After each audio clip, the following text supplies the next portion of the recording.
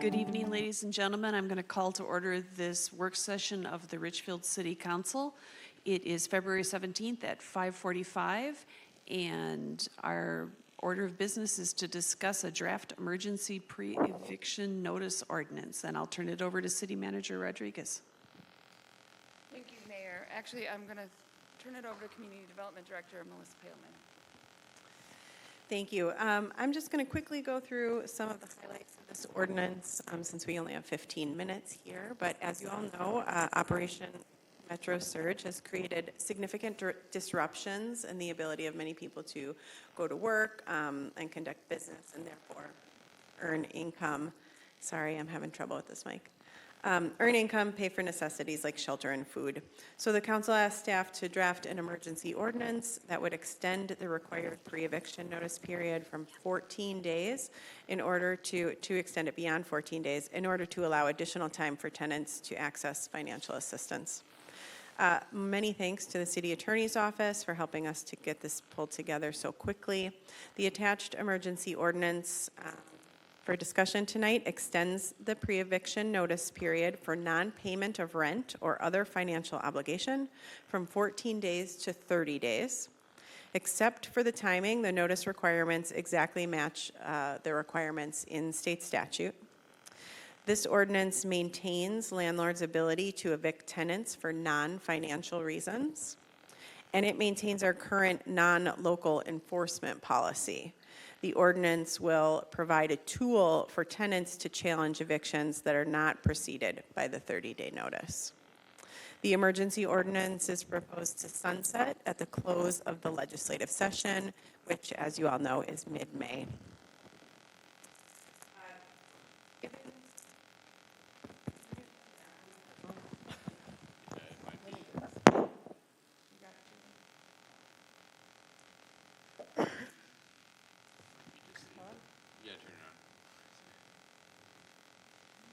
To the right. It's green. How do I turn it?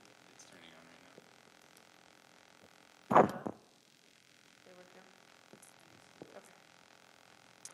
right now. Given the extraordinary circumstances, staff is supportive of this ordinance, although typically for a regular ordinance, we would ask for more time to engage and vet the outcomes or the impacts of an ordinance like this.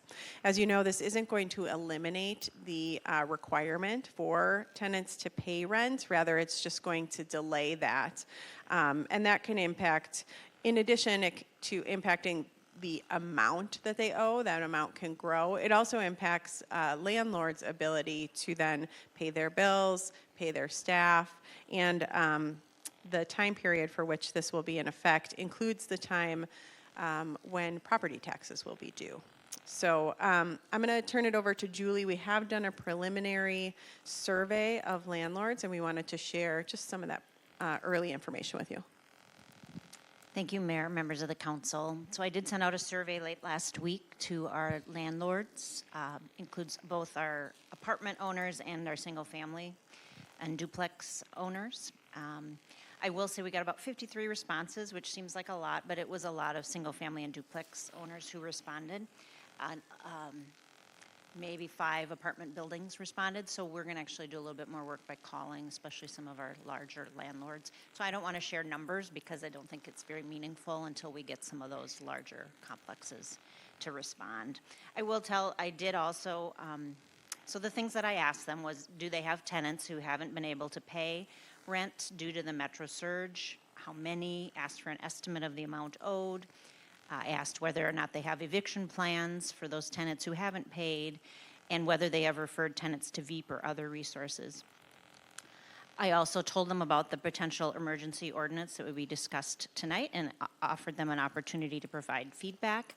I got a variety of responses, and I will just tell you again a very general summary of that information. A few responses speak in support of the city helping struggling families and are willing to be flexible. Another small group doesn't anticipate that they would really have an impact from an ordinance like this.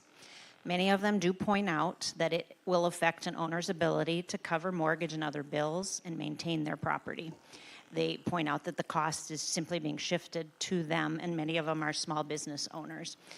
There were some more details that they provided in that, including one that I thought was helpful was a landlord who has this experience in Minneapolis, which does have a 30-day a notice period, and just pointed out that that increase in debt that then can build up has caused some problems with their tenants, and that it makes them too far behind to be able to catch up. So I thought it was an important thing to point out. And one person's suggestion was that the best solution is trying to find one that works for both sides. So in other words, providing financial assistance to assist tenants. So again, that's just sort of the preliminary, and we'll do some more follow-up this week. I don't know that it'll be back in time for a council staff report, but perhaps it can still be shared somehow before the meeting next week, if that's when you decide to go forward with this. Thanks, Julie. So to summarize, staff is supportive of this. We've drafted the ordinance. It's here for your consideration.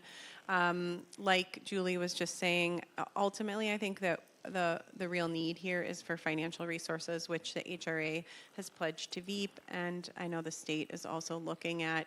As an update on our resources provided to Veep, we checked in last Thursday, and about 12,000 of the 50,000 had been allocated to families to help.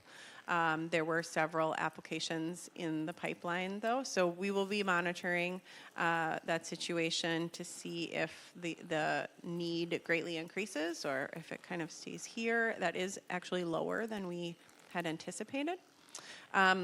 So with that, I'll turn it over to you for any questions you might have. All right, other people that have comments or questions? I also want to thank, this is Walter Burke, I also want to thank City Attorney for generating this so quickly. And I do like that the affirmative defense portion got in there. To my knowledge, the cities that do have the 30-day pre-notice, they don't include that language. I think we're the only one that includes that. And so it makes it clear that this is not something that the city needs to enforce. This is a right that the city is bestowing to citizens, and that's an important thing to keep in mind.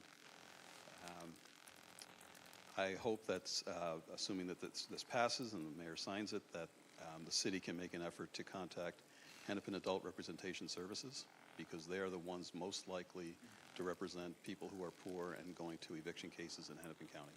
So Hennepin Adult Representation Services, assuming this passes, should immediately be informed of this so that they can use this defense if people end up in eviction court.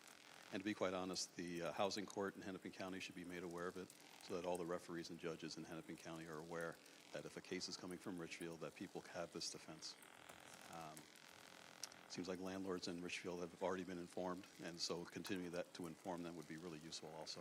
So I thank you for those efforts already. I think everyone knows my hope that this becomes a permanent part of Richfield ordinances, but that's a later discussion, and I get that.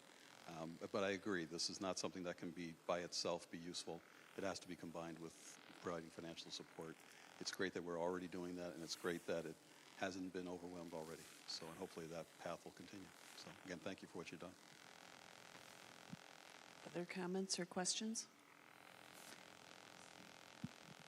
Sean Hayford O'Leary. I am supportive of moving forward as is. I definitely hear some of those landlord concerns, but I think those apply more strongly to something like a multi-month eviction moratorium, given that this is only extending the obligation by 2 weeks. It seems like the snowball of debt is pretty minimal. I definitely want to have more discussion if this were to become a permanent thing, but this seems reasonable for the circumstances.